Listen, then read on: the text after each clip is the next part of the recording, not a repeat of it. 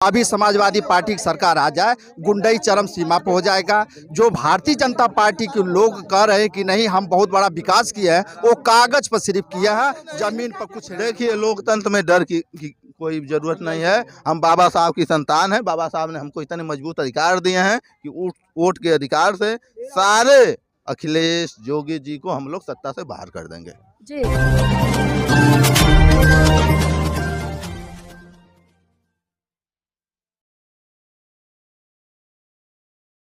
नमस्कार, आप देख रहे हैं एनबी न्यूज़ 24/7 नीलम बोध के साथ।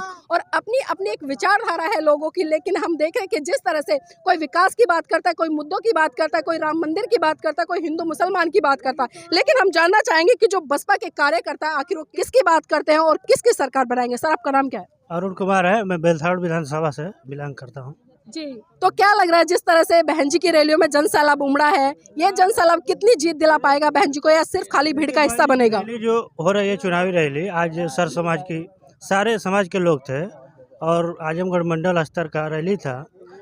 22 विधानसभा सीटें हैं और लग रहा है इस तरह जो जन सैलाब उमड़ा है, लग रहा है आजमगढ़ की सारी सीटें जो है बहुजन समाज पार्टी के खाते में जाने वाली है। किस तरह से लग रहा है और आधार क्या है सारी सीटें जीतने का? सर समाज आपके साथ है, बहुजन समाज पार्टी के साथ है, तो इससे बड़ा आधार क्या हो सकता है? लेकिन ये बातें तो अखिलेश और योगी जी भी कह रहे हैं। आप तो मीडिया कर्मी है, सारा जगह बहन जी की रैलियों में जा रही हैं और सभी लोगों से आपकी वार्ता हो रही है, तो आप एक बार मिला लीजिए और उससे भी तुलना कर लीजिए। मंदिर फेल होगा तो इस बार? मंदिर से क्या, हमें शिक्षा चाहिए, रोजगार चाहिए, स्वास्थ्य चाहिए, ये सब चीजें चाहिए ना। मंदिर में हम क्या करेंगे जाके? बाबा साहब कहे थे ना शिक्षित बनो, तो शिक्षा न चाहिए, रोजगार चाहिए। उनके सारे मामले में मंदिर रहेगा तो भिखारी पैदा होंगे। हमको रोजगार चाहिए, शिक्षा चाहिए। अगर हमारे पास नौकरी रहेगी तो हमें सब कुछ मिल जाएगा। हमें किसी देवी देवता का नहीं चाहिए, हमें रोजगार चाहिए। रोजगार कैसे मिलेगा? रोजगार हम बहन जी आएंगी तो रोजगार मिलेगा। क्या लगता है बहन जी आएंगी तो रोजगार देंगे? बहन जी आ रही है, बहन जी बाहर मतों से आ रही हैं। बिल्कुल बहन जी आ रही हैं। इतने दावे के साथ आप कह रहे हैं कि बहन जी आएंगी तो रोजगार मिलेगा। जी, हम गिना रहे हैं। आप मीडिया वाली हैं, आप देख रही हैं इतनी बड़ी बड़ी रैलियां हो रही हैं और इतने लोग, इतना पिछली सरकारों में जो काम हुए हैं, उन कामों के आधार पे लग रहा है कि बहन जी आएंगी और सबको रोजगार देंगी। क्या काम हुआ पिछली सरकार में? 1,08,000 कुछ करके सफाई कर्मी की नियुक्ति। और जो लोग इस सपने में नहीं सोचे होंगे कि हम नौकरी करेंगे, गवर्नमेंट जॉब करेंगे, उनको नौकरी बहन जी ने दिया है। बहन जी हर समाज को विकास ही कहाँ हुआ है? इसमें तो सिर्फ जो छुट्टे पशु हैं उन्हीं का विकास हुआ है और किसी का विकास हुआ नहीं है। कैसे विकास हुआ? अगर क्या अभी जो टेट का पेपर हुआ था वो लीक हो गया, दरोगा का पेपर हुआ था वो भी लीक हो गया। सरकार हर चीज में तो विफल है और हम लोग यही चाहते हैं कि जो बहन जी की सरकार आए और उसमें सभी समाज के लोगों का भला होगा। तो आपको लगता नहीं है जिस तरह से योगी जी एक साधु संत है, तो साधु संतों की अच्छी सरकार चला पाएंगे? देखिए एक मिनट मैम जी, देखिए जो साधु संत हैं, अगर सही मायने में देखा जाए तो उनको मंदिर में ही रहना चाहिए, उनको पूजा करना, उन्हें राजपाट से क्या लेना देना है। अगर वो सीधे तौर पर अगर साधु होते हैं, महात्मा होते हैं, तो उन्हें राजकाज से मतलब नहीं होता। वो तो ढोंगी है और साधु नहीं है, ढोंगी है। बाबूजी क्या कह रहे हैं? हम ये कहते मंदिर कोई डिप्लोमा कोर्स थोड़ी है, वहाँ जाएगा पूजा कर लेगा तो नौकरी वहाँ पे आ जाएगी। लेकिन जो योगी समर्थक है वो तो कह रहे हैं कि मंदिर खुलेंगे तो रोजगार मिलेंगे। आप गोबर खा के कहेंगे मैं चंपा खा रही हूँ, तो ये थोड़ी होता है। सही बात है। आप गोबर खा कहेंगे मैं चंपा खा के आया हूँ, तो जिसको जो समझ में आ रहा है उनके समर्थक जिसे क्या कहेंगे वही ना कहेंगे। लेकिन आप किस तरह से देखते हैं इन चीजों को? इन चीज़ों ये लेता हूँ ना कि जैसे योगी जी कह दिए मैं रोज सबका साथ सबका विकास, किसका विकास हुआ है?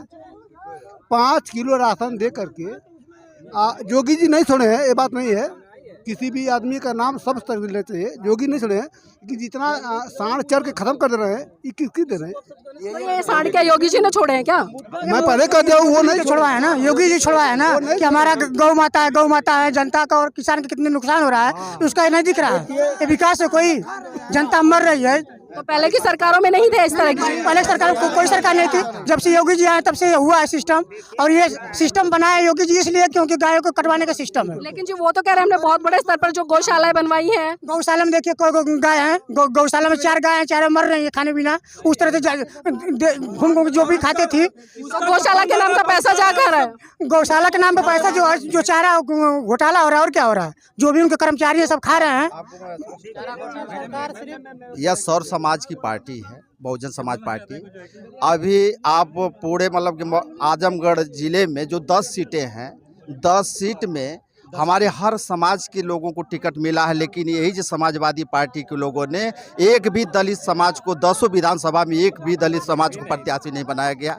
यह सौर समाज की पार्टी नहीं तो है क्या? जो शासन सत्ता जो बहुजन समाज पार्टी में मजबूत रही है वो किसी के भी शासन में मजबूत नहीं है। अभी समाजवादी पार्टी की सरकार आ जाए, गुंडई चरम सीमा पर हो जाएगा। जो भारतीय जनता पार्टी के लोग कह रहे हैं कि नहीं हम बहुत बड़ा विकास किया है, वो कागज पर सिर्फ किया है, जमीन पर कुछ नहीं। लोग आपने शायद अखिलेश जी को नहीं सुना। अखिलेश जी कह रहे हैं कि आज जो लोग हम पर हंस रहे हैं, हमारी बुराई कर रहे हैं, हम सत्ता में आते हैं तो एक एक को सूद समेत लौटाएंगे। वो क्या लौटाएंगे? 5 साल उनका भी हम लोगों ने देख लिया। 10 तारीख को क्लियर हो जाएगा क्या लौटाएंगे, और खुद लुक जाएंगे लौटाएंगे क्या? आप उनके लौटाने का मतलब नहीं समझे ना। समझने की बात नहीं है, जो भी आएगा सब 10 तारीख को पता चल जाएगा उनको। भ्रष्टाचार होता है और क्या।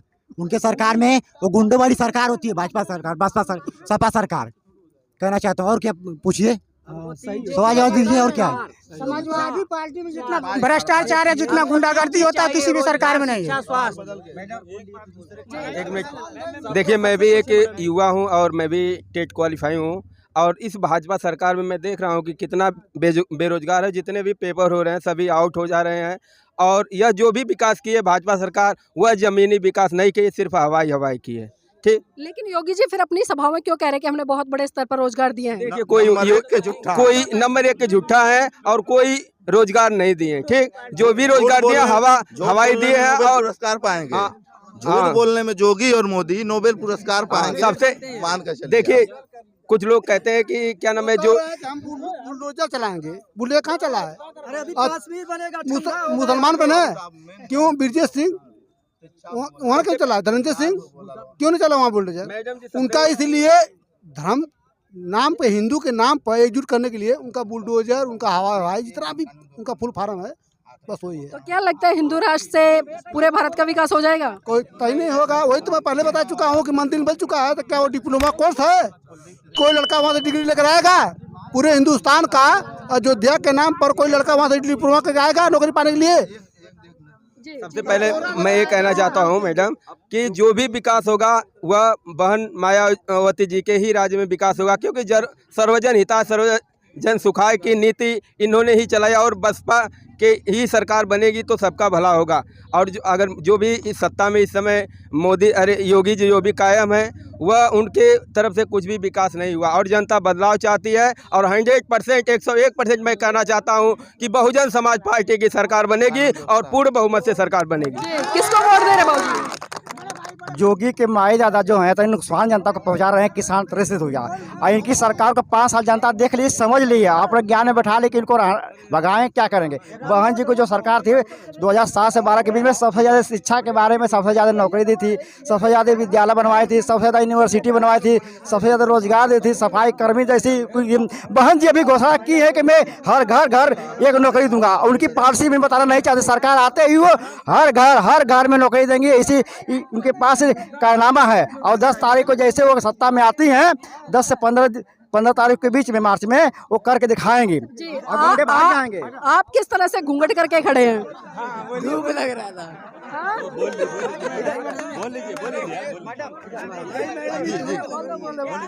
धूप लग रही है, मेहनत करी है ना। अच्छा, धूप लगी है, मेहनत करी है। क्या करके आए हो? वो हम अपना पानी बेच रहे थे।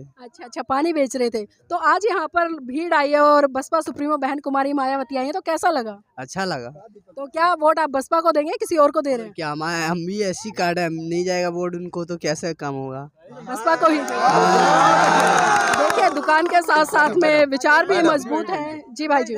देखिए, सारी बात यह है कि सपा सरकार में मुजफ्फरनगर दंगा, इतने दंगे हुए हैं सपा सरकार में कि सपा को सर्व समाज के लोग वोट नहीं करेंगे। आप अखिलेश जी की बुराई कर रहे हैं, डर नहीं लग रहा? नहीं, देखिए लोकतंत्र में डर की कोई जरूरत नहीं है। हम बाबा साहब की संतान हैं। बाबा साहब ने हमको इतने मजबूत अधिकार दिए हैं कि वोट के अधिकार से सारे अखिलेश योगी जी को हम लोग सत्ता से बाहर कर देंगे।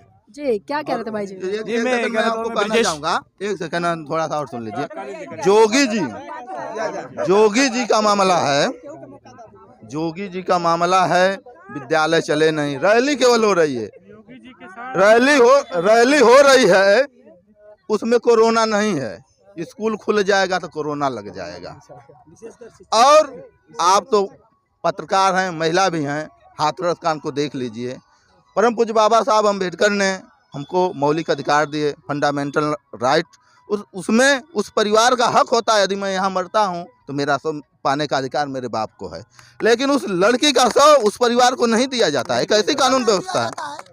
आप उन्नाव का देखिए, कुलदीप सिंह सेंगर का, भाजपा के विधायक हैं, लड़की के साथ जो भी घटना होती है, इसके बाद उसी के परिवार को थाने में बंद कर दिया जाता है। कैसी कानून व्यवस्था है?